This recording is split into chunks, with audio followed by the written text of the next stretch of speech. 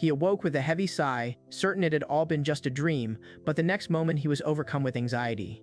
He jumped up abruptly and reached for his watch, fearing he might have overslept and be late. After that, his gaze slid to the calendar, and the realization gradually dawned. Today was the beginning of his 2 days off. Nevertheless, he hesitated, checking the date again, as if afraid he'd made a mistake. Meanwhile, his own reflection surfaced in his thoughts. Yamai Zenjiro, an ordinary office worker at a dubious company where employees were mercilessly forced to work over 150 hours of overtime per month. He pedaled his bicycle with his usual calm, as if he had long since resigned himself to this pace of life. Realizing he had 2 whole days of work ahead of him, he began to consider how to spend them. The idea of rewatching the mountain of unopened discs immediately came to mind, but then a doubt flashed through his mind. Perhaps there was a far more interesting option. Then he suddenly longed to go somewhere far away, to a place he'd never been before. This feeling of novelty and slight risk evoked a strange, almost forgotten excitement within him. However, he then merely shook his head, admitting that with more determination he wouldn't have had to rack his brains over such trivial matters. The thought of his own indecisiveness stung unpleasantly. Soon, the young man rode up to a majestic hall on his bicycle, more like a palace. A confident woman was already waiting for him there, declaring him her fiancé, while armored guards stood silently behind her. Meanwhile, Aura, maintaining a tense calm, tried to make sense of what was happening. She reminded Zenjiro not to panic and to first assess the situation before making any moves. He instinctively checked his lunchbox and realized it was still warm, meaning this definitely wasn't a dream.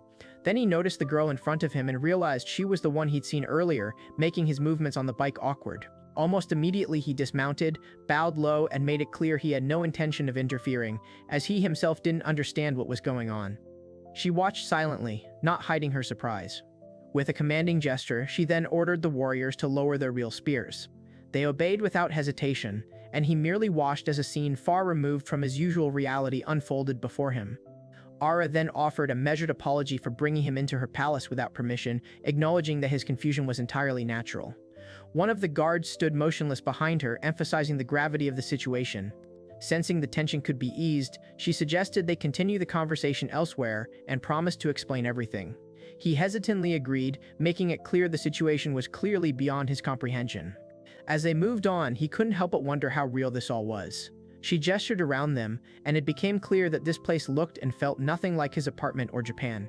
Settling into a room with neatly hung paintings, Aura calmly introduced herself and invited everyone to address her by name. She settled confidently on the sofa, as if in complete control of the situation.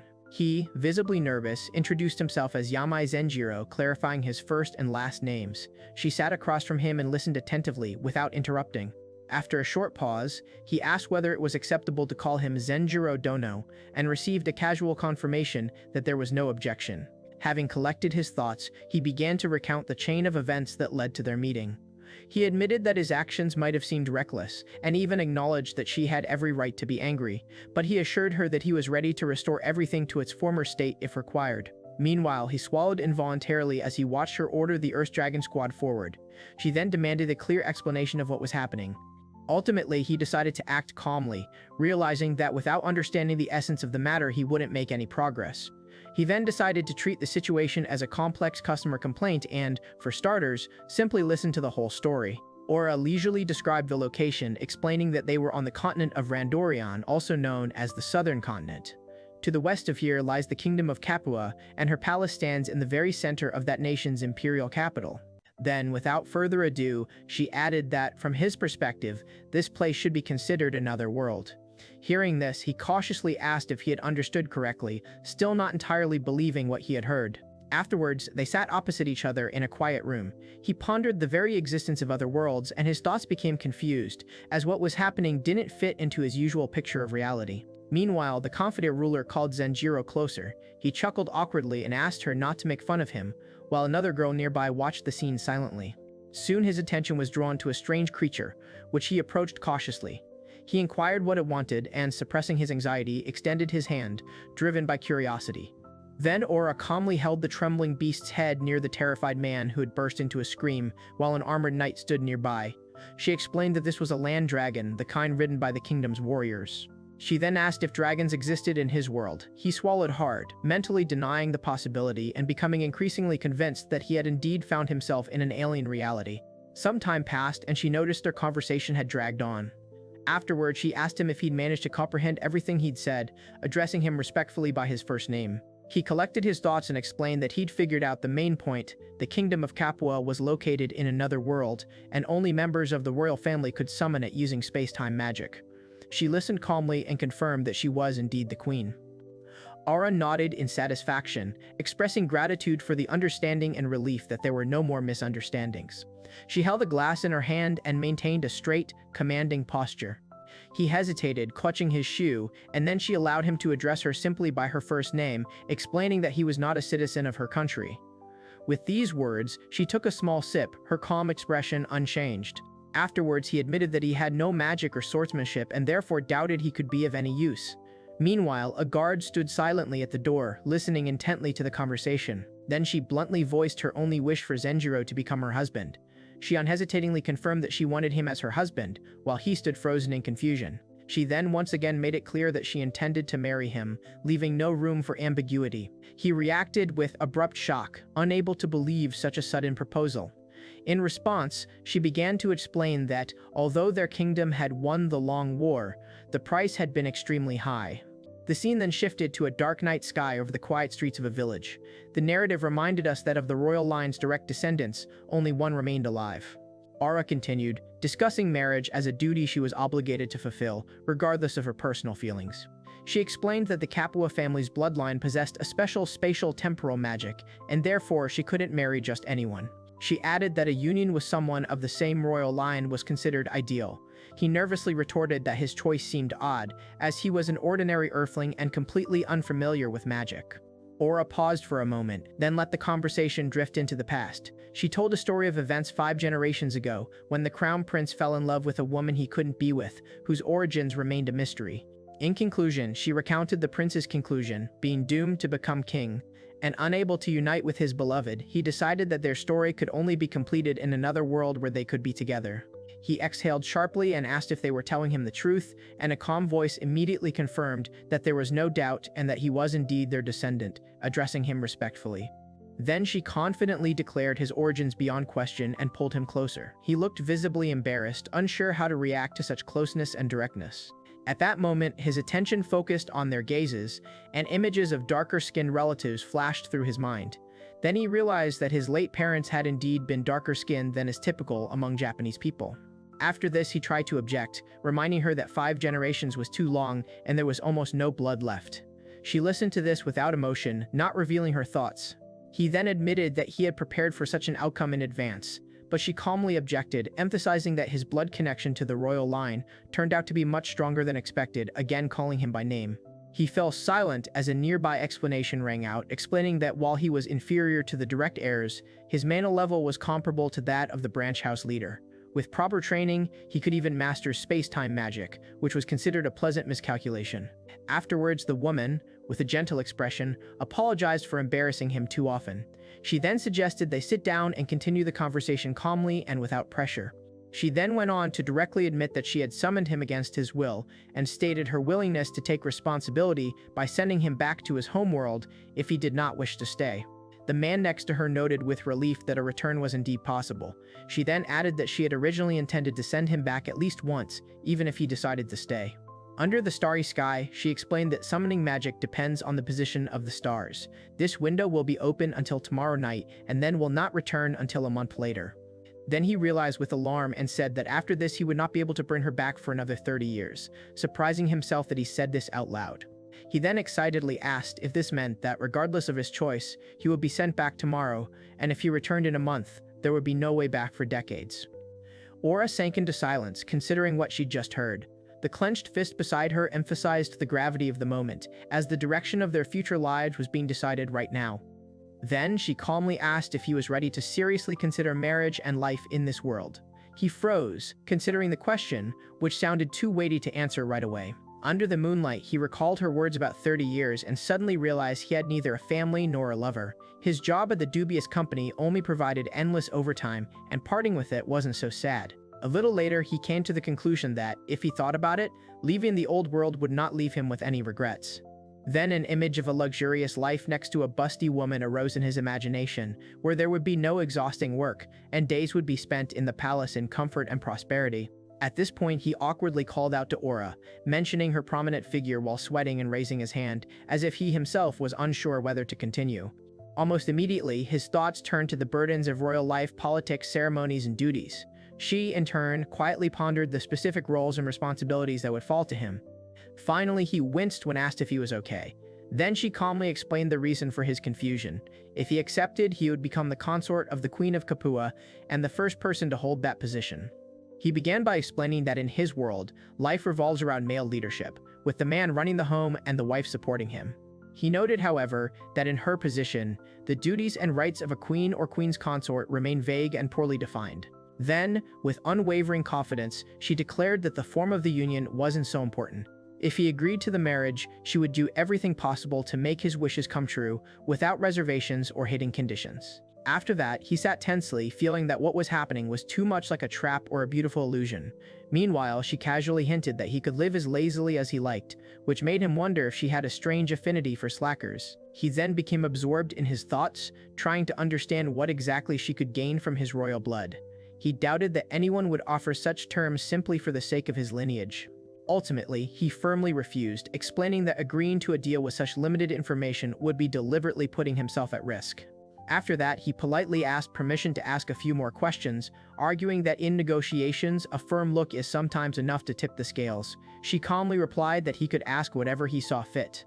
He then asked her what she would do if he refused. She responded without hesitation that she would most likely marry a nobleman with the strongest royal lineage. He pointed with his hand and asked whether such a candidate could be a descendant of great royal ancestors, after which he quietly exhaled, as if expecting an unpleasant answer. She then explained that such strong bloodlines no longer exist. At best, it would be a line where royal blood passed through her great-grandmother's great-grandmother, and that's the limit. At that moment, he clenched his fist, finally realizing the situation was far more serious than it seemed. He noted internally that he had sensed something was wrong from the very beginning. Then, in his head, a diagram of the family tree seemed to form from his great-great-grandmother to his mother, which clearly showed that the call was made possible precisely because of the blood that had been preserved through 5 generations. She leaned closer, and he remembered her words about how the strength of his blood bond had been a pleasant miscalculation for her, not a planned result. Afterwards, he wondered if his otherworldly origins held any value. He doubted the sincerity of her intentions and couldn't understand why she'd chosen him if bloodline wasn't the deciding factor. He exhaled deeply and mentally scolded himself, reminding himself not to get ahead of himself. Meanwhile, she calmly noted that if she had ulterior motives, she would have lied about being able to win him back, which hadn't happened. He then asked if she really wouldn't demand anything from him, and clarified whether this was her idea of non-ideal husband. She replied that if she was already asking him to leave his home and loved ones behind, then demanding anything more would be unfair. He gradually came to believe that he had been called upon, despite the presence of nobles of purer bloodline, because his role was to continue the line of descent in a society where power rested with men and a queen without a consort was rare. After a pause, a confident voice remarked that the goal was now clear and only formalities remained. In response, he calmly asked permission to ask 2 more questions. He first asked where he would live if he stayed. She explained that as a married couple, they would most likely settle in the inner palace, although this seemed a bit unusual. He then asked what she would say if, after the wedding, he decided to hardly leave the inner palace, to communicate only with her, and to spend his days in idleness and entertainment. In response, she smiled warmly, closing her eyes and raising her hands, making it clear that she would not only accept such a way of life, but sincerely welcome it. He almost declared out loud that this was a real jackpot, and there was no doubt about it. Then he noted to himself that the kingdom of Kapua lived by a male-dominated culture, and she needed a husband who wouldn't interfere. After this, he reasoned that, in the worst-case scenario, the prince consort might try to impose his will on the queen. If the husband came from a noble family, a dual power structure would easily emerge between them, inevitably leading to conflict. Meanwhile, she calmly contemplated the worst-case scenario in which the country could disintegrate. That's why calling in a man with no connections, especially from another world, made sense and eliminated such risks. Then, against the dark silhouette of the city's rooftops, a warning was given against hasty decisions. It was emphasized that this choice would shape the rest of their lives, and the option remained of postponing the vow until the following day. He reflected on the years he'd spent under the weight of criticism, the endless bows and humiliations he'd endured for the sake of being a full-fledged member of society. Against this backdrop, the chance to escape the grueling life of a hired hand seemed like a rare opportunity to change his destiny. After this, he firmly stated that as a man he is proud that he does not give up himself for the sake of being someone's property. Sitting across from her in the cramped room, he mentally confirmed that he couldn't easily let go of his resolve. His stubbornness only grew stronger as the pause lengthened. Then she admitted that perhaps she was demanding too much and was effectively backing him into a corner. Hearing this, he suddenly felt almost despotic and said he wouldn't object to her refusal, but she asked him to forget those words. Then she quietly added that she never wanted to look like a pathetic woman or impose her own selfishness on him, and at the same time she involuntarily touched her hair. At that moment, he realized the agreement could be sealed with a single glance. After a brief pause, she, slightly nervous, made the decision on behalf of Yamai Zenjiro, admitting that she was willing to cast aside her pride without regret. Soon, congratulations were being made to the queen on her engagement, and one of the courtiers asked her what her impression of Zenjiro-sama was now that he had become her fiancé. She noted to herself that the man had proven far more perceptive than expected and had likely already discerned her true intentions. Meanwhile, a suggestion was made to consider relatives, hinting at ulterior motives. The head of the court magicians, Esperidion, expressed doubt as to whether this was really a marriage with the so-called hungry wolf or with a convenient puppet, and did not hide his anxiety. It was then noted that Lord Plororu, nicknamed the Hungry Wolf, would be an excellent choice for a military leader, while Lord Raffaello from the line of marquises would make an outstanding administrator. She sighed softly, wondering if it all boiled down to a choice between an ambitious man and an obedient puppy willing to follow any orders. The mustachioed dignitary confirmed that the selection process was indeed strict, and added that Zenjiro Dono was not just from a different class, but from a completely different world. He awkwardly admitted that he was a little worried about whether she would be able to start a family with him. In response, she calmly noted that everything depended on his sincerity and persistence. The scene then moved to a quiet room with a window and plants, where it was stated that in case of incompatibility in intimate matters, this should be reported immediately, since the country vitally needs an heir. She laughed confidently, declaring that there would be no problem with the children. The two men behind her exchanged glances, and one of them asked the basis for such confidence. And although he stole glances at her, she noticed each of them and calmly explained that her own body guaranteed a successful outcome, demonstrating complete control over the conversation and the situation. Dressed in a business suit, he calmly confirmed his resignation when a bespectacled colleague asked him a direct question. The colleague looked serious and slightly stunned, as if he hadn't expected that answer. The thought then flashed through her mind that she was becoming a valuable asset to the company, meaning she probably wouldn't have chosen this job if she truly hated it. This thought only reinforced the feeling that the timing of her departure had been perfect. Then he haltingly explained that he had simply changed his mind. Meanwhile, she thought that no one would believe it if he said he was marrying a queen from another world in a month. After this, the man in glasses asked to continue working until the end of his term and promised to look for a replacement. Hearing this, the other man agreed and quietly breathed a sigh of relief. Later, he thought about the short period before Aura's next summoning, mentally preparing himself for life in her world and remembering how he had already been brought back after agreeing to the marriage. Then he cheerfully decided that the first thing he needed to do was secure a power source, and with a laptop in his hands, he looked around the room with its window and shelves filled with books. A little later, he stretched out on the bed, remembering the night before his return, when he couldn't sleep because of the heat. He didn't have a thermometer handy, but it felt like the temperature was off the charts. So, a clear desire to get an air conditioner and a refrigerator soon arose. Since we were going to be spending time indoors watching TV shows and movies, a small generator was a must. He then considered the many options available, becoming overwhelmed by the variety and not immediately understanding what to choose. Working on his laptop, he alternately dismissed diesel and gasoline because of fuel issues, acknowledged the instability of the wind, and noted the uselessness of solar panels at night. Afterwards, while typing, she mentioned battery-powered generators, but pointed out their reliance on batteries. Ultimately, the conclusion was simple. Hydroelectric power appears to be the most practical solution. The month flew by, and he remembered with annoyance how, after ordering the hydrogenerator, he had to deal with tedious river laws and paperwork that could only be avoided by reselling. Then she figured out how to put everything back together, suggested having the carriers film the process, and then thought about disassembling and reassembling it in another world. Meanwhile, he recalled how, after leaving Tokyo, he inherited a mountain house and land from his grandparents. The secluded location proved ideal for focusing and honing his skills. He later entered the room in high spirits, noting that the generator was working without interruption and admitting that he could not have imagined a better temporary shelter. He then carefully placed the batteries, judging that they would last for about 10 years, and, looking out the window, he realized that the electricity here was only a temporary support, like spare wheels. After that, he began to wonder if he'd been hasty in his decision about his new life. However, the thought of the cart helped. All that remained was to get the rest of his equipment in before dark. The work proved exhausting, the heat was oppressive, my body felt heavy, and it felt like I had no strength left. Nevertheless, I managed to endure it all, although it became clear that doing it alone was difficult. Soon he lay down to rest, mentally summing up the results.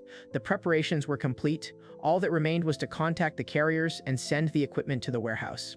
And finally, when asked about the coiled object in his hands, Aura explained that it was a magical carpet with space-time enchantments. Anything placed on it would return with it, ensuring unimpeded passage between worlds. He quietly said Aura's name as she mentally summed up the situation. All the formalities for leaving work were completed, the rings were purchased, and she only had a short time left on Earth before returning. Meanwhile, Zenjiro lay on his back, sweat pouring down his body, reflecting on the years he'd lived. His entire life had been spent working without a dream or a family, so it seemed he had nothing to regret, though that belief was beginning to crack. Later, when he returned home, a warm voice greeted him by name. In the quiet, peaceful atmosphere of the house, they exchanged polite words, and the atmosphere felt unexpectedly cozy. Over dinner, he suddenly announced his intention to go abroad.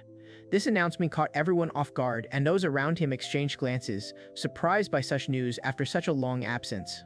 Immediately afterward, the younger brother enthusiastically declared that he too wanted to go abroad, admiring Zenni. However, someone nearby calmly remarked that going abroad was much more difficult than it seemed at first glance. The conversation then turned to difficulties, language, distance, and the uncertainty of future encounters. At this point, the narrative seemed to drift away, transporting the reader to the car and recalling the tragic death of her parents and how their lives had previously unfolded. He remembered that his place at the table had been reserved for a whole year and a half. The bespectacled relative said he was going away for a long time and offered to remember the taste of home, to which Zenjiro awkwardly thanked him for the dinner. Afterwards, he praised the food with genuine pleasure, noting that he'd immediately realized how delicious it was. The elderly couple looked at him warmly and reminded him that they hadn't seen him since he left for school. The man in glasses then assured that he could call at any time if any difficulties arose abroad, emphasizing that he was always ready to listen and help. He admitted he was a little sad to be leaving, but promised to be in touch if anything happened. Nearby, they listened silently, cups in hand. That night, he lay in bed watching the fan spin, thinking about how well he'd been taken care of, the reason he'd come. The room was almost unchanged. The old cassette player, the desk, and the closet were still in place. At the same time, the thought arose in his head that, despite many years of care, he was still unable to repay those who still considered him part of the family. He woke abruptly toward dawn, drenched in sweat and irritation, reproaching himself for his hesitation at the finish line. Then he sat up quickly, determined to finally put everything in its place. Suddenly there was a knock, and he opened the door with a start. An elderly woman stood on the threshold, inquiring why he was up so late, and he quietly acknowledged her presence.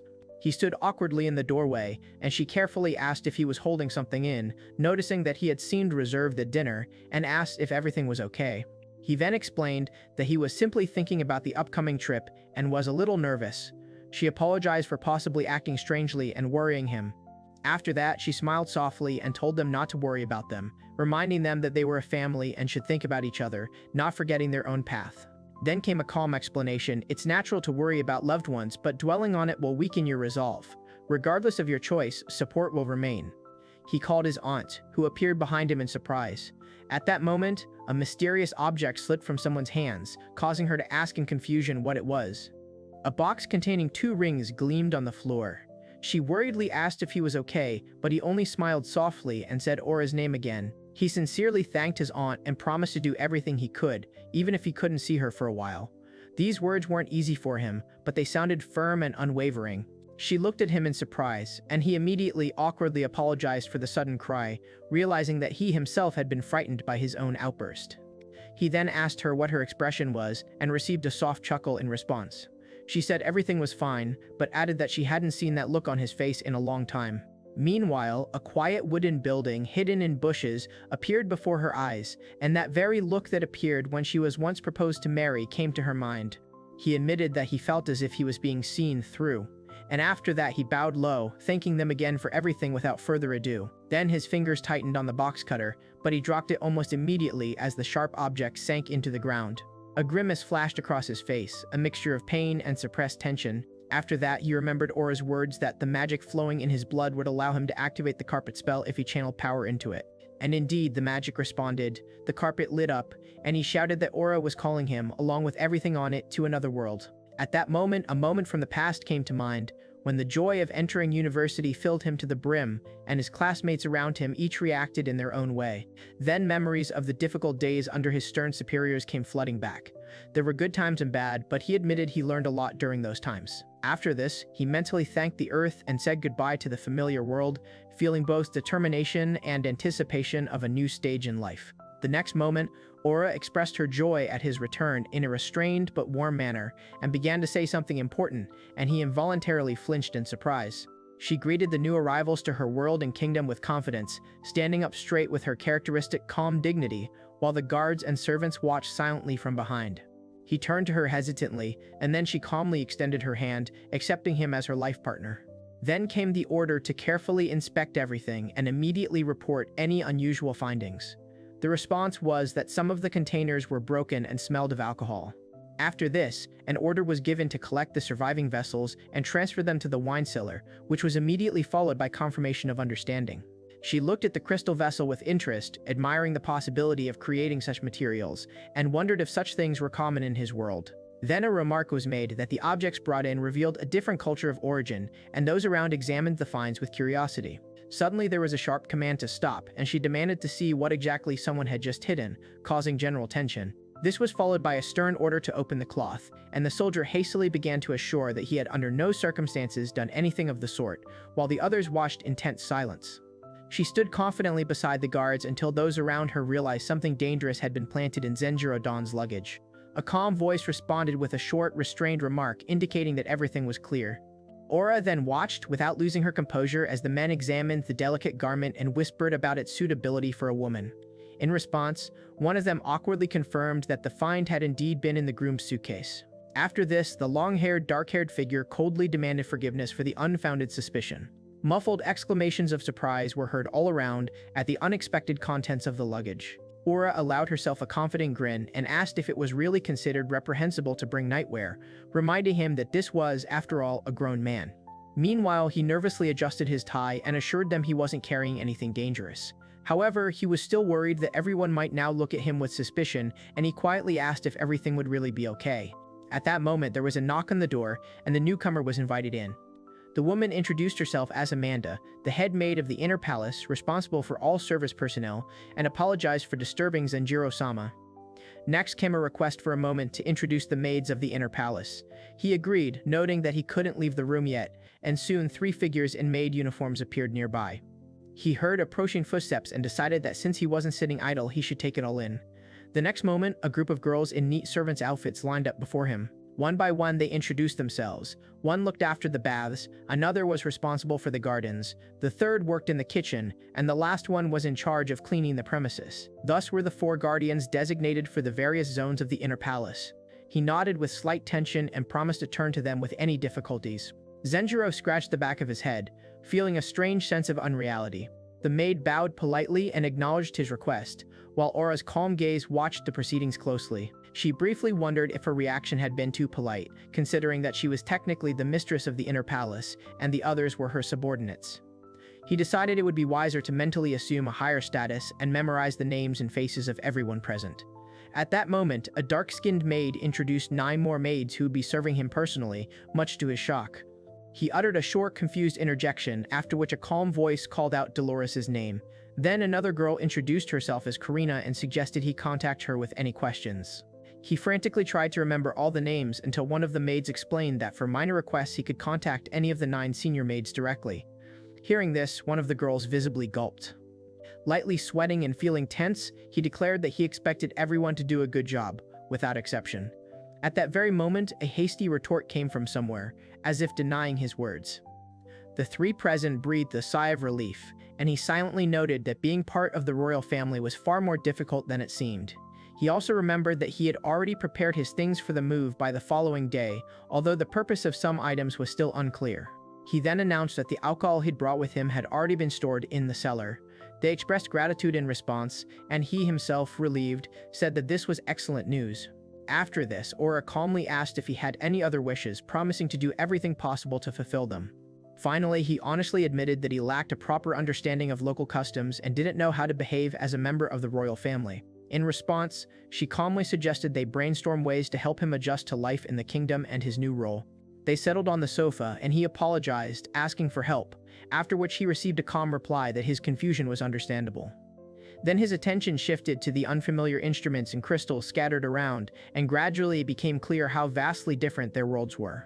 He wondered if these crystals were just ordinary marbles, then remembered that he'd seen almost no glass upon his arrival. That was why he'd brought it with him, and now he realized that such things could be used profitably for barter.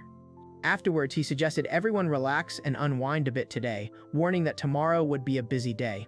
In response, a question was raised about what exactly was supposed to happen. Then she calmly announced that wedding preparations had already begun and the ceremony would take place in 5 days.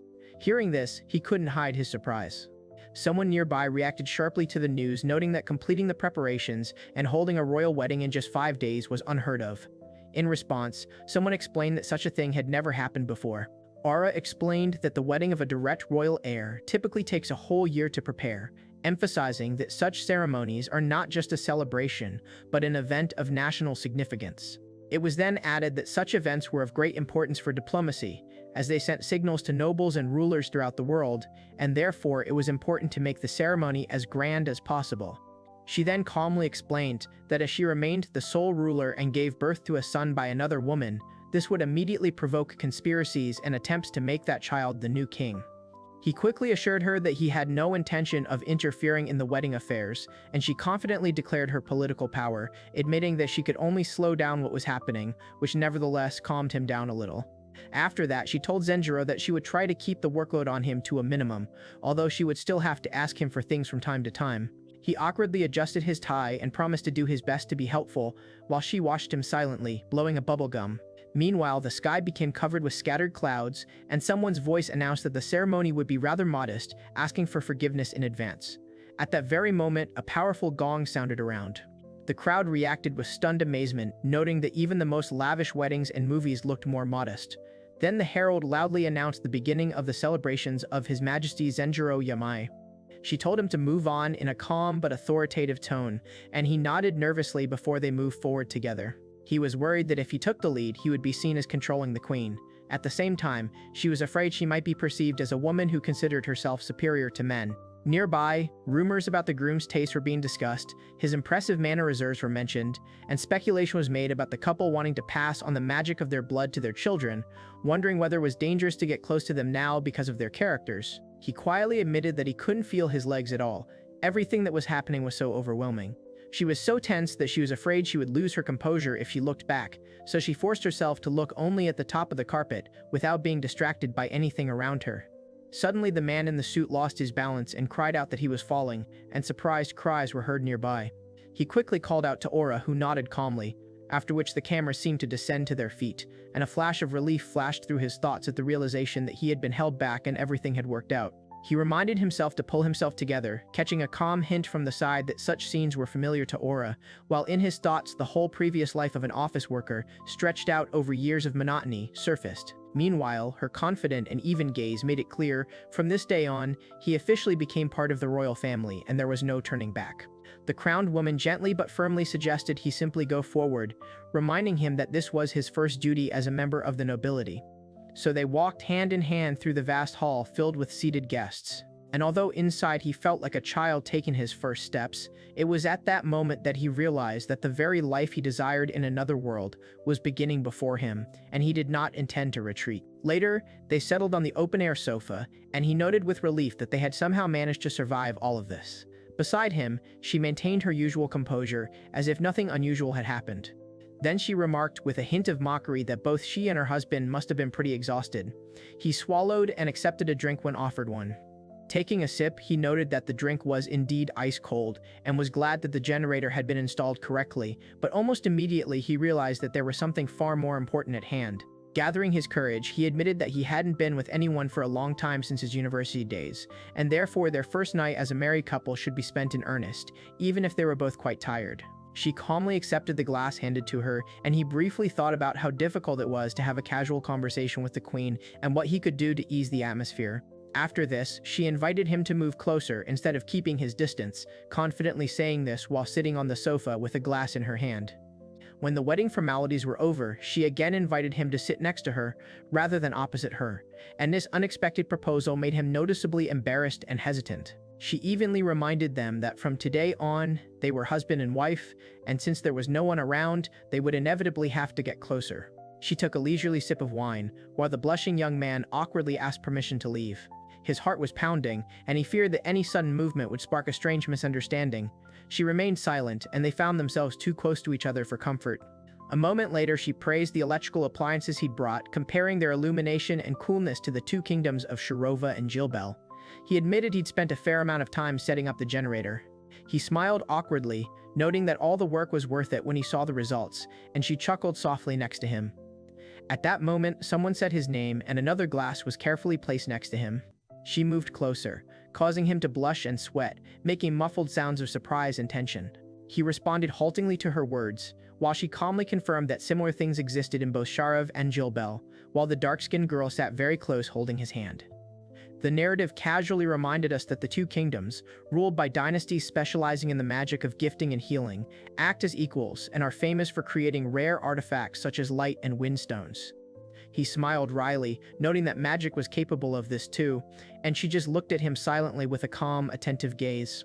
Aura firmly cupped his face in her hands and looked him straight in the eyes with a confident, calm gaze. He sweat dropped in surprise, not having time to comprehend what was happening or why the distance between them had suddenly disappeared. Then she confessed that something had been bothering her lately. He awkwardly asked what she was talking about, stammering and blushing even more than he'd intended. Without loosening her grip, she reminded him that from today on they were husband and wife. He, trying to turn it into a joke, noticed that she still addressed him with the formal suffix, as if he were a stranger. Afterwards, she calmly pointed out that he was doing the same and then explained that her manner of speech had always been like that and carried no hidden meaning. He admitted that there was indeed an unnecessary distance between them. Then she gently asked if it would be acceptable to call him simply by his first name, Zenjiro, and for a moment she herself felt embarrassed, which he did not expect from her. He quickly agreed, and in response she asked him to call her by that simple name, thanking him and lightly touching his chest with her palm. Zenjiro said her name hesitantly. She responded in kind, repeating his name almost in a whisper as their fingers brushed, a glass of wine sitting on the table nearby. A tense silence fell between them. Their breathing became heavier, their lips were too close, and soon they exchanged embarrassed glances, trying to cope with their excitement. A moment later, she offered to go to the bedroom first and asked him to come back later after counting to 100. She added that he shouldn't panic and that she wouldn't disappear. He remained standing there, confused, while she entered the semi-dark room, lit the lamp, and thought for a moment, maintaining a serious expression on her face. She noted to herself that they had managed to embrace in such a way that he hadn't even fully realized the moment, and the very thought of the upcoming night seemed both exciting and awkward to her. At the same time, he felt as if he were once again facing his first serious test in many years, covering his face from the bright light and not knowing how to proceed. When he finally entered, blushing with embarrassment, she calmly said that there was no need to hesitate and offered to spend the night together, without any unnecessary doubts. She then explained that in their world it was customary to exchange rings during a wedding, placing them on the ring fingers of the left hand as a sign of eternal union. He carefully asked her to extend her left hand and asked if what he was about to do was acceptable, trying to act as carefully as possible. Having gathered himself, he promised to love her, respect her, support her in joy and sorrow, in sickness and in health, in wealth and in need, sealing the vow with a ring for the rest of his life. Afterwards, she asked him to do the same and held out her ring. He agreed with relief, thanked her, and remarked that everything seemed to have worked out, and she checked to see if everything was all right. For a moment, he wondered if they were the first couple to perform such a ritual. She, however, decided that the custom could catch on if properly spread. Late in the night, someone remarked that the situation itself was somewhat amusing, and then, in the silence of the bedroom, the telephone rang, indicating the early morning hours. Later, he calmly noted that 10 days had already passed since that night, and during this time he had almost gotten used to his new life in this world. The young woman lay in bed with a soft smile, reflecting on how in Japan, waking up early was considered normal for a salaryman, while in this world, such an awakening was already perceived as belated. Then she thought of a culture where the only source of light is fire, and therefore dawn is especially prized. The knowledge that she didn't have to rush anywhere today brought peace and a rare sense of freedom. Meanwhile, he explained that he rose early to spend time with his wife before she assumed her duties as queen. In response, she asked if he would like to have breakfast together and how he planned to spend the day. After that, she figured she'd be unlikely to return to the inner palace for breakfast or lunch, but would likely be free for dinner. She then suggested he come to the palace and have dinner together that evening. He also noted with concern that any careless word on his part could create problems for her, given that he had little understanding of local customs, although the likelihood of running into anyone other than her in the palace was slim. Then a warning came into his mind that even a rare remark that could be interpreted as criticism of Aura could cause her serious trouble. After weighing all this, he decided to stay home, considering a visit to the palace unnecessary fuss. She accepted his decision and mentally noted that caution in such matters was indeed necessary. Before leaving, he apologized and promised to return before dinner, and she asked him not to overexert himself. After that, he left, quietly closing the door behind him. Left alone, he stretched out on the bed again and thought that after a series of worries, his real life was finally beginning, calm, idle, and now all that remained was to decide what to do today. Then he remembered the dozens of burned discs, unopened games, and songs from his favorite bands that he never got around to listening to in his previous life. In the end, he decided to start with the postponed TV programs, sat down on the sofa with the remote control and wondered how long it would take to watch everything that had accumulated. Meanwhile, elsewhere, a woman at her desk received a signal that it was time for the next meeting. She clarified who exactly was waiting for an audience while a signature was being written over a document. She was informed that General Pukhol, known for his ambition, had arrived to congratulate her on her marriage, and her escort introduced him as the captain of the knights, General Pukhol Gien. After this, the officer reminded her that generals had the right to demand a meeting with the ruler. She calmly indicated that she knew this perfectly well and allowed the guest to enter. Upon entering, the military leader calmly congratulated the queen on her marriage, expressing his respect in a confident and collected tone. She, having settled herself on the sofa, replied that she intended to continue to value their relationship as ruler and subject, and he received her words with relief, even without mentioning the marriage vows. He then remarked that he considered it an honor to hear this, adding that after the successful completion of the wedding, the capital had noticeably become more lively, as if the kingdom had entered a new era. Without wasting any time, she politely inquired about the true purpose of his visit, explaining that she had no time for idle chatter. He briefly agreed and got down to business. Then he spoke of his much younger sister, whose connection to royal blood and magic was tenuous, but whose upbringing was good and unlikely to disgrace the court. His interlocutor elaborated. Finally, he proposed to introduce the girl to Zenjiro as a concubine, hoping to strengthen the royal lineage and consolidate the blood of the dynasty. The man put forward a proposal to introduce the girl to Zenjiro-sama as a concubine to strengthen the royal bloodline, while the queen sat with her arms crossed and silently listened to his arguments. After this, he introduced himself as the head of the Gien clan, and she, after thinking for a moment, replied that first of all it would be wise to find out the girl's opinion herself before taking such steps. Aura then calmly explained that her husband had only recently arrived in this world and was still going through a period of adaptation, so at the moment he was completely occupied with her alone. Then the interlocutor cautiously doubted whether Zenjiro-sama had really said that himself, casting an attentive glance to the side. She confirmed without hesitation that this was indeed the case, and asked him directly if he doubted her words. The man quickly apologized, and a thick silent tension hung between her and the other participant in the conversation for a moment. A moment later, he politely asked that his words be conveyed to Zenjiro-sama exactly, emphasizing that he sincerely wished to meet the new master in person. Aura promised in an even tone to convey the message to her husband word for word, without missing a single detail, and someone present quietly took a breath. The man expressed his deep gratitude, and she responded by noting that similar proposals would come again. At the same time, he recalled someone else's failed marriage and ostentatious ambitions, finding this strangely straightforward. Then the mustachioed courtier calmly mentioned rumors that the queen was keeping her husband locked up to maintain power, and an image of a young man in chains came to mind. To this, Aura confidently stated that her husband had chosen to live in the inner palace and would leave it only of his own free will, although she doubted that the nobility would willingly believe such words. Then an image of the queen appeared, sword in hand, while a voice insisted that Zenjiro should come out of the palace and show the nobles what kind of alliance they truly were. The mustachioed man asked thoughtfully how long the aristocrats could contain their discontent while the queen's husband remained in the inner palace, addressing the figure who stood with his back to him. She firmly replied that everything would go according to the predetermined plan, and that they would find a mentor for her husband who would teach him magic and the customs of this world, estimating the training period to be about a month and a half. After this, she inquired about the number of candidates and was told that there were quite a few. 3 had applied personally and another 31 had been recommended by others. Then it was reported to her that there was one figure who could not be ignored, and the queen immediately clarified who they were talking about, with a hint of doubt that she was being underestimated. They calmly explained that Count Marquez had proposed his own wife, Octavia-sama, known as an impeccable noblewoman without flaws in knowledge, upbringing, or magical skill. Aura was momentarily taken aback, after which the conversation turned to suspicions about the elderly aristocrat's intentions, as if he was trying to push his wife into adultery for the sake of a political move, which was expressed as a personal opinion. He noted to himself that if Octavia had no malicious intent, then the greatest danger was Marquez himself with his cunning mind, and it would not be easy to refuse him directly, as had already been said, asking everyone for understanding. In conclusion, the man suggested that the queen simply come up with a formal reason for refusal, and she, after a short pause, hesitantly replied that such an option might be worth considering. Immersed in the warm water, Zenjiro felt sweat break out on his skin and mused that the queen's consort couldn't remain hidden forever. Then, as Aura approached silently, he decided he had to act for her, no matter how awkward the situation might seem. He promised to do his best, and she apologized for still burdening him with work, despite her previous promises. Meanwhile, he wondered what kind of mentor he would be, and admitted that he had been too lazy lately. After that, it occurred to him whether there was a convenient way to study, and he suggested discussing the idea after bathing. Then she asked curiously what exactly he meant.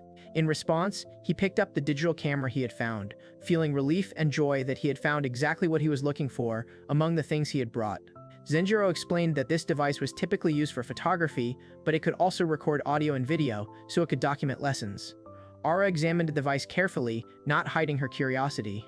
She clarified whether he was referring to photographs or video recordings, and he said somewhat hesitantly that he wanted to use it to teach him manners.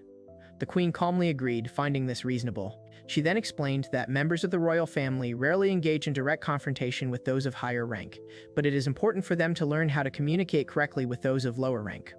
He then added that it's usually best to approach people of lower status first and then build a further conversation, all the while smiling softly and holding a camera in your hand. He also noted that the device was very convenient and that one click was enough to save the recording, and she, interested, asked if it was from his world and offered to check the result together.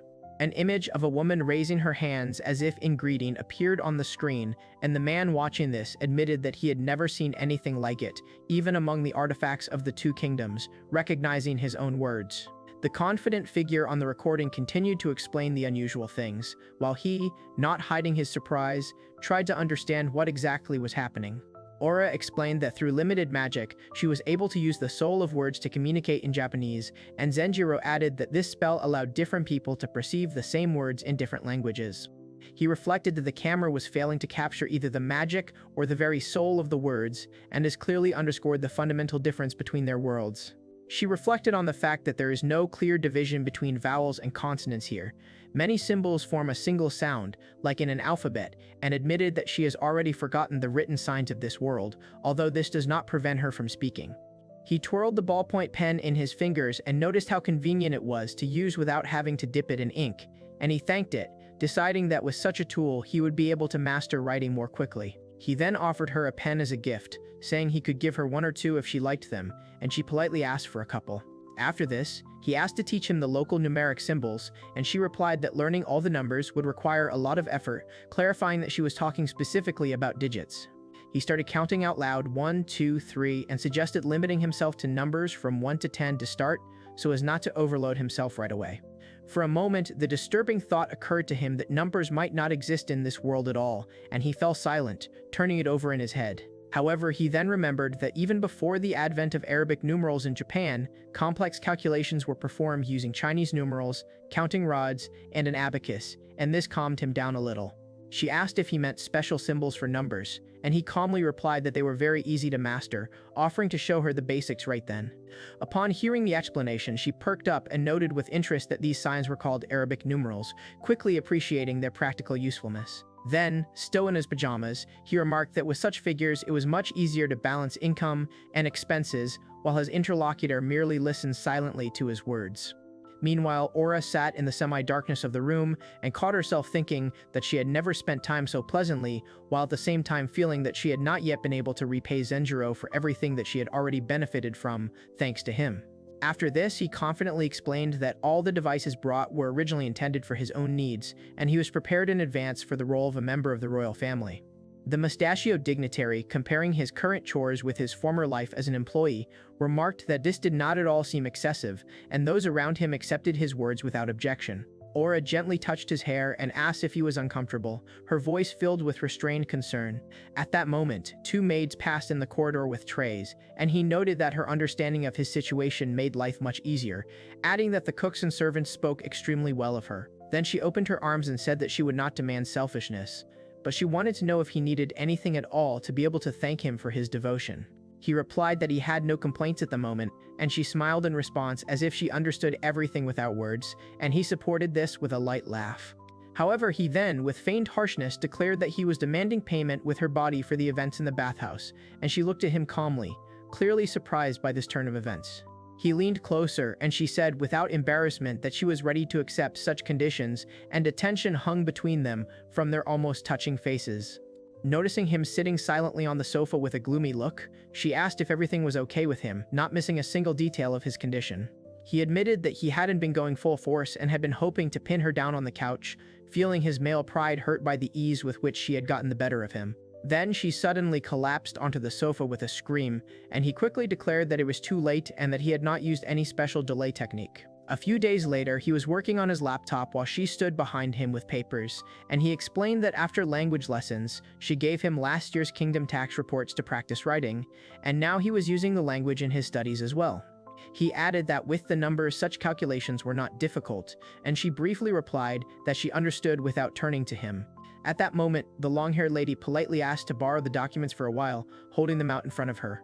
He allowed it, asking her to handle them carefully, although he noted to himself that it was not appropriate for him to make such comments, and she confidently made it clear that she knew her limits. And soon, a mustachioed man with slicked-back hair addressed the queen with a formal question, respectfully calling her Your Majesty. Aura calmly explained that, under the guise of teaching him to write, she had given her husband tax documents from influential nobles to review, to assess his understanding of state affairs. As a result, he had effortlessly recalculated the amounts and pointed out obvious discrepancies. The man reacted with surprise, while she merely noted that his wariness toward her husband hadn't changed at all. After that, the conversation hung in the air for a moment. The man paused briefly, then firmly stated that he sincerely did not believe Zenjiro had any desire to interfere in politics. In his opinion, such a development was unlikely. Meanwhile, he began to think that it was unlikely that anyone would willingly sacrifice themselves to preserve the queen's power. It seemed strange to him that such a convenient and unassuming person could even exist. Then, one of those present assured the ruler that he would take it upon himself to monitor Zenjiro's actions. She calmly replied that it was best not to be suspicious of him at all, and said nothing more. A little later, she apologized to Fabio for the trouble she caused him. He chuckled and remarked that ever since she'd become his secretary, trouble had become a regular occurrence for him. The conversation continued, and the man insisted that even minor violations could not be ignored. In response, she pointed out the unacceptable discrepancies in the taxes paid by the Marquis of Bravides, the Baron of Colunga, and the vassal knights Divino and Gomez. She then explained that excessive pressure could lead to rebellion.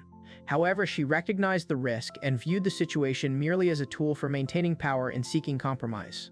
The interviewee recalled that all the individuals mentioned had made a significant contribution to the last war. She acknowledged this, adding that this is precisely what makes the situation even more delicate. Against the backdrop of a cityscape with mountains in the distance, someone remarked that tensions between the crown and local lords were inevitable. He also insisted on restraint and compensation, even if their actions technically violated the law. After this, a proposal was made to informally notify those responsible of the discrepancies found and ask them to voluntarily cooperate to prevent such a recurrence. The others listened to the idea in silence. Soon, everyone agreed on this plan, deciding that the details would be left to the discretion of the executor. Aura nodded thoughtfully, silently accepting the decision. Meanwhile, Zenjiro was pondering the upcoming reception and decided to give his all for Aura. He understood that with only a month left, he couldn't do without his mentor. She also recalled that she had no right to use a formal tone or introduce herself until the other person had done so. When two girls appeared in the hallway, she had to quickly recall the protocol. She struggled to contain herself, clutching her head and mentally acknowledging how difficult it all was. She also had to constantly be careful not to say anything unnecessary or impolite. At that moment, a voice rang out, asking for permission to enter and announcing that Octavia Sama had arrived. The tension in the room immediately increased. Zenjiro opened the door, thought for a moment, and then allowed his guest in. Behind him, she stood quietly, waiting. Octavia politely introduced herself as the wife of Count Manuel Marquez of the Kingdom of Carpia and expressed her pleasure at meeting Zenjiro-sama. Her manners were impeccable. The dark-haired woman then repeated the greeting with restraint, emphasizing her pleasure at the meeting. The young man was momentarily taken aback, not expecting such formality. Finally, Octavia added that she was greatly honored to be appointed Zenjiro's mentor. He humbly promised to do his best, despite his own inexperience. Aura stood with her eyes closed, reflecting on how modesty was considered a virtue in this world. She was often called the epitome of a noble woman, though she herself doubted both her learning and her life experience. The light glided across her straight black hair and highlighted her light dark skin, but Zenjiro caught himself just in time. He then mentally ordered himself to concentrate and raise his head, not allowing her appearance to distract him from the essence of what was happening. She nodded calmly and thanked him for his kind words. Zenjiro then introduced himself as Aura's husband and expressed his hope that their acquaintance would be pleasant, even if its duration was still unknown. Afterwards, he invited his guest to sit down and asked her to tell him exactly what she intended to teach him, addressing her as Lady Marquez. His voice was respectful, but noticeably tense. The young man remained standing at the table and politely apologized, and Aura, who was sitting with her back to him, suddenly turned around, clearly surprised by such behavior. Octavia realized he intended to gradually teach the queen history and magic. He responded by clarifying that he also intended to correct her speech, behavior, and basic knowledge. He went on to explain that etiquette and the fundamentals of the world order could not be learned through explanations alone. He then invited her to dine with him from that day on. He then added that it was at the table that manners and general upbringing were best demonstrated, which was why he had chosen this place for his training. She readily agreed with this approach. Zenjiro mentally noted that eating under the supervision of an etiquette instructor would be extremely difficult. She smiled softly and he admitted that her reasoning sounded reasonable. Then he raised his hand and said calmly that he would test the effectiveness of this method himself, and had no objections if the classes were conducted exactly this way. Octavia thanked him for his agreement and reminded him that he had stood up to greet her. She then suggested that the lesson begin the moment he entered the room. She calmly explained that such a greeting was honorable, but given his position, it might be taken the wrong way by those of lower status. Zenjiro hesitated. She then pointed out that he had offered her a seat while remaining on his feet, which she considered an unexpected courtesy given their difference in status. He quickly promised to be more careful in the future after hearing that a member of the royal family should receive guests with more restraint. Zenjiro bowed slightly, realizing that his office worker habits were creeping back in. He realized he wouldn't be able to break them quickly. Octavia calmly pointed out his royal status twice, after which she confidently declared that today she would be busy explaining these basics. Zenjiro enthusiastically suggested they begin immediately. She gently reminded him to add the word please, and he awkwardly confirmed that he could begin. Then they showed a hand gesture and announced that the lesson would begin with the basics of magic. A brief confirmation followed that everything was clear. Aura explained that magic is basically divided into two branches: the magic of the four elements, accessible to most people, and blood magic, which is possessed only by those of special origin. Zenjiro paused and clarified that blood magic essentially encompassed spatial temporal abilities. He then suggested that elemental magic encompassed earth, water, fire, and wind. She began by saying that three conditions must always be met for magic to be used. Even if it's magic that's only accessible to certain blood types, it's essentially no different from the elemental magic of the four elements. Aura then calmly clarified that the key factors were the correct intonation, precise intent, and a precisely calibrated amount of mana. Without these three factors, the result was impossible. After that, she added that magic has its own special language. Without this magical language, it's impossible to cast a spell at all. Hearing this, Zenjiro asked if it all came down to intonation, perception, and mana again. The next moment he flinched as, with barely a change in expression, she commanded the invisible water to gather at the tip of her finger. A transparent sphere immediately formed in the air, and she promised to compensate with a small offering. She stood quietly at the table, and he tried to comprehend what had happened. Her words were short, but it felt as if she had uttered a long, complex sentence. Then she carefully dripped the clear liquid into the teacup, apologizing for her earlier carelessness. His reaction was immediate. His surprise was hard to hide. The explanation continued. The language of magic is complex because the slightest change in volume, stress, or combination of sounds completely alters the meaning. At the same time, this language allows for the condensation of a vast amount of information into a few short sounds. He chuckled nervously and assured her he was fine, asking her to continue the lesson. She explained that almost everyone who hears magical language for the first time experiences discomfort, and so she asked for leniency. Afterwards, she thanked him for his understanding and bowed modestly, expressing her willingness to continue the explanation. Her manner remained calm and respectful. She then went into detail about how the combination of the right tone, clear intent, and the precise amount of mana allowed her to create the water ball, noting that it was a basic but illustrative example. She then warned that she would now do the opposite. Zenjiro looked at her with obvious surprise, not understanding where this would lead. She confidently declared that she would deliberately violate all three conditions and quietly uttered the word, Yuramugu. There was no effect. They sat silently opposite each other, after which she quietly chuckled and explained that even the slightest error in pronunciation distorts the meaning and completely blocks the activation of magic. He nodded and tried to get the intonation right, but with the wrong intention. In response, she again commanded the water to gather at his finger and promised 18 units of mana as an offering to the water spirit. Sitting at the table, she explained that while the words were correct, his internal image referred to a different spell. This was precisely what was causing the strange result he'd noticed. After a pause, she announced that she would now deliberately introduce another mistake. She would offer 20 units of mana while maintaining the correct intonation and intention. Zenjiro concentrated, and the invisible water once again gathered in the air, forming a ball on his finger.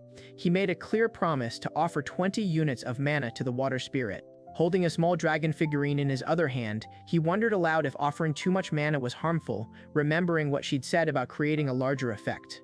In response, she merely raised her index finger silently. Then came the explanation. Both too much and too little mana prevent activation. Complex spells allow for a small margin of error, while simple ones require absolute precision, which is why many dislike them.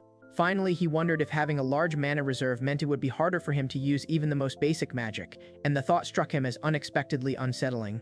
She confirmed that, besides space-time magic, Aura only had one other spell, an extremely powerful fire annihilation spell that required months of flawless formulas and preparation. After that, he asked how long it took to master magic. She listened attentively, and then he quietly noted to himself that he was beginning to understand the scale of the task. Then Aura calmly explained that, first of all, it was necessary to carefully and painstakingly understand one's own mana reserves and learn to use them effectively without wasting them. He then clarified that simply understanding the volume of one's own mana takes about 2 years, and learning to control it takes about another year. She listened attentively, without interrupting, letting him formulate his own conclusions. He mentally marked off the past 3 years as a single journey, after which she added that, once he mastered the basics, a simple spell could be learned in just a day if he focused on intonation, intent, and the precise dosage of mana. Understanding this, he agreed to take his time and proceed gradually, asking Octavia to train him properly. She accepted the request calmly, showing neither pressure nor haste. Aura smiled warmly and offered to trust her completely. He, for his part, thought that perhaps learning something more than court etiquette would benefit him, though he had no particular zeal for magic yet. A little later, she apologized for the trouble she had caused, glass in hand, and he honestly admitted that he was more tired than he had expected, remembering how the constant comments about manners had eventually made him forget even the taste of food. Then they settled down on the sofa. His mood was slightly clouded by the thought of 3 years of magical training, while she, on the contrary, found the very conversation about magic fascinating and insisted that he needed this knowledge. After thinking for a while, she began to wonder about the existence of possible shortcuts, but almost immediately admitted that there were no miracles in this matter and that everything happened exactly like that. After a pause, Aura suddenly asked him what impression Octavia had made on him and whether he found her attractive. He became embarrassed and blushed visibly. The dark-haired woman sat next to him and listened quietly as he awkwardly admitted that she was indeed beautiful, seemed like a nice person, and could well be popular. She looked away and asked if that meant he found her desirable. The question was evenly spoken, but there was a hint of hidden interest in it. He hesitated and began to explain figuratively, comparing the situation to a marginal throw in baseball. Technically, there's a chance, but one wrong move and the result will be questionable. She listened silently to this strange comparison. Then, with a hint of mockery, she suggested he speak more clearly. He, blushing even more deeply, cautiously asked what exactly she was getting at. In response, she firmly stated that if Octavia had summoned him first, he would be in a completely different place now. He quickly tried to explain that that wasn't what he meant. She accepted his words calmly with an understanding smile, and he let out a quiet, embarrassed laugh, feeling the tension gradually ease. Aura then leaned down and kissed him tenderly, admitting that she wouldn't be happy if she summoned someone else instead of him. Later, one woman rose silently from her bed, walked barefoot to the door and paused for a moment before opening it, while the other remained under the covers, watching with an impassive expression. Soon, Aura was sitting quietly on the sofa, exhaling softly, when a maid entered the room and politely apologized for the intrusion, respectfully addressing her as Her Highness. The woman with long hair demanded a report, and the maid calmly replied that Octavia-sama had not shown the slightest sign of suspicious behavior the entire time. After hearing this, the hostess became immersed in thought and came to the conclusion that the visit of Octavia and another person was initially of a cautious reconnaissance nature and not an open intervention. After this, the dark-haired woman ordered that if Octavia began to behave strangely, she be reported exclusively to her, and the maid, after hesitating, asked if her mistress's husband was spending time with other women. The answer was that Zenjiro-sama couldn't stand strangers in his room, so they only went in when necessary, and that not only did he not date other women, but he didn't even show any interest in them. She then added that her husband finds it difficult to insist on his own way, he considers requests to be something unworthy, so those around him will have to be especially careful to guess and satisfy his desires, no matter how difficult it may be. The girl in the apron reported that all business was completed, asked permission to leave, and soon the hostess was left alone, sitting motionless on the sofa in silent thought. It occurred to her that Zenjiro didn't see Octavia as a potential concubine, and the thought was accompanied by the quiet sound of bare feet sliding across the floor. Meanwhile, someone's hand filled the glass with ice and drink, and an unusual excitement arose inside her that she had never experienced before. Clutching the tin can, she realized that this feeling was not at all like the satisfaction of successfully carrying out state affairs, nor the joy after a victory toast. She admitted that the feeling of being loved by a man brought a special warmth, and at the same time, a desire to keep him only for herself awakened in her.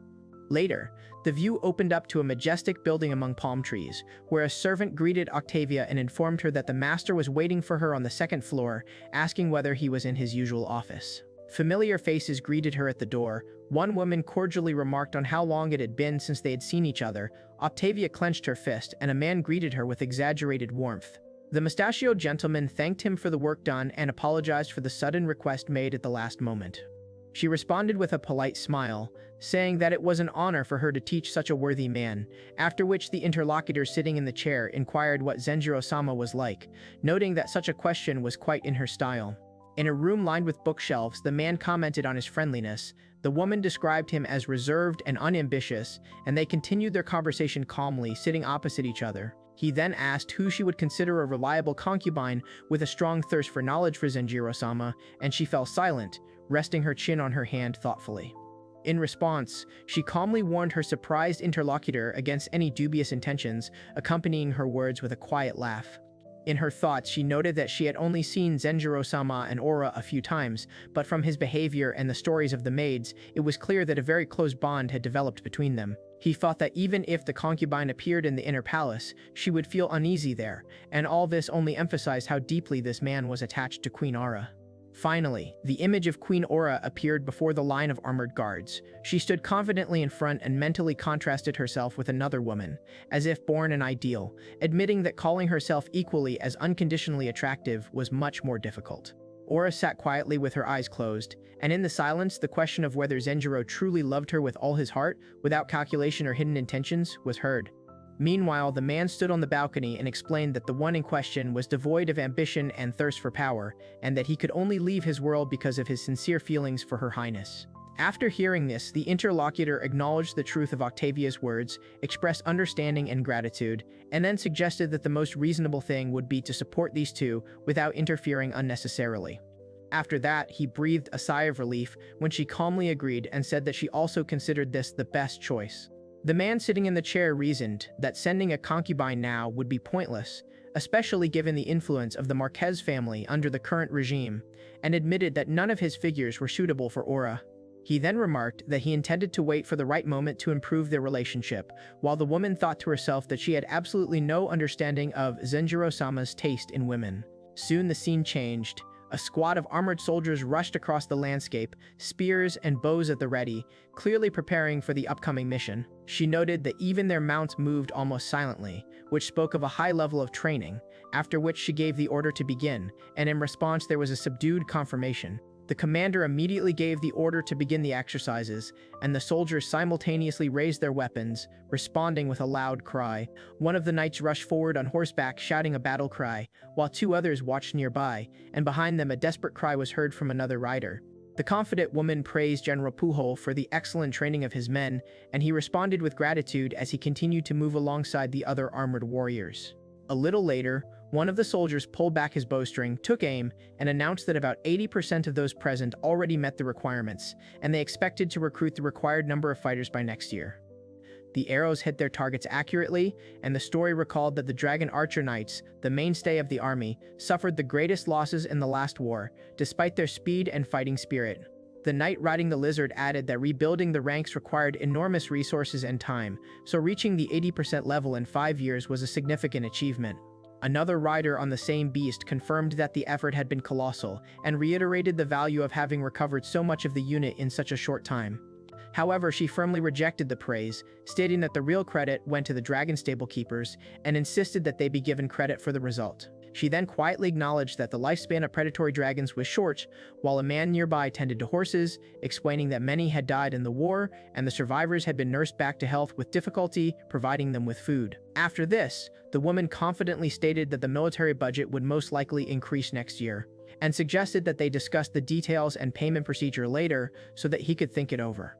The soldier thanked her profusely and said that after the amount was clarified, he would compile a list of the requests needed by the army. In response, she calmly gave her consent, and he mentally noted how grateful he was to Zenjiro for his help in obtaining funds from the nobles who were evading taxes. He confirmed the order and added that in 2 days, a banquet would be held in the capital, which would be attended by many high-ranking military officials, so the report should be prepared as soon as possible.